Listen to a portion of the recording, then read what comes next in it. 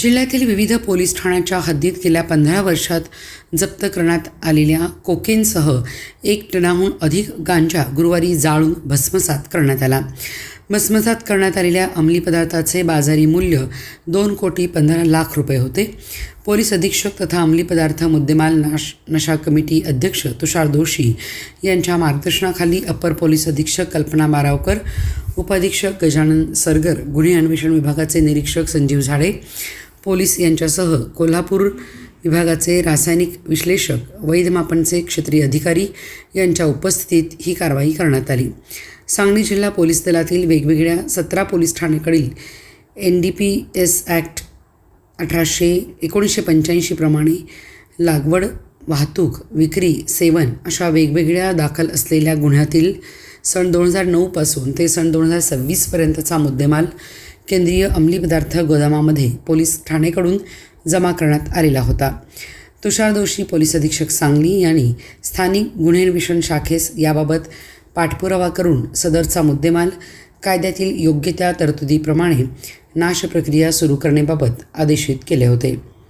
त्यानुसार स्थानिक गुन्हे अन्वेषण शाखेकडील पथकातील कर्मचारी संकेत मगदूम, अतुल माने, सोमनाथ पतंगे व संबंधित पोलीस ठाण्याकडील कारकून यांनी अंमली पदार्थाचा साठा नष्ट करण्यासाठी न्यायालयात पाठपुरावा केला होता.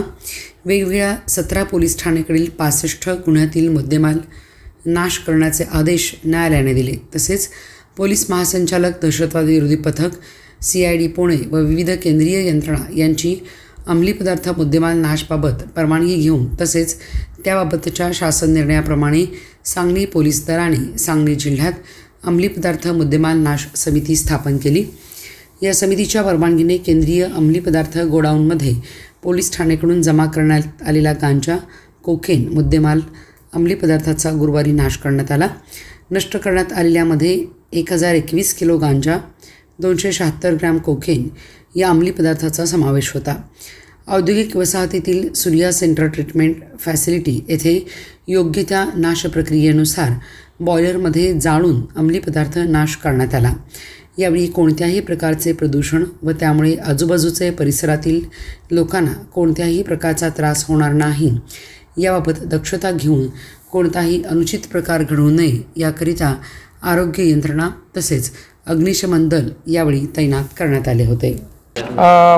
NDPS मध्ये विविध विशेषतः गांजा, कोकेन आणि काही प्रमाणात MD असा विविध मुद्देमाल गेल्या 65 गुन्ह्यांमधला हा काही महिने काही वर्ष हा नाश करण्यात आला नव्हता. तो नाश करण्याची एक कारवाई करण्यात आली, ज्याच्यामध्ये सुमारे 2,15,00,000चा मुद्देमाल NDPSचा हा एक सुप्रीम कोर्टाने गाईडलाईन दिली होती. कारण NDPS मुद्देमाला बऱ्याच वेळेला थेफ्ट होते किंवा त्याच्यामध्ये भानगड होते.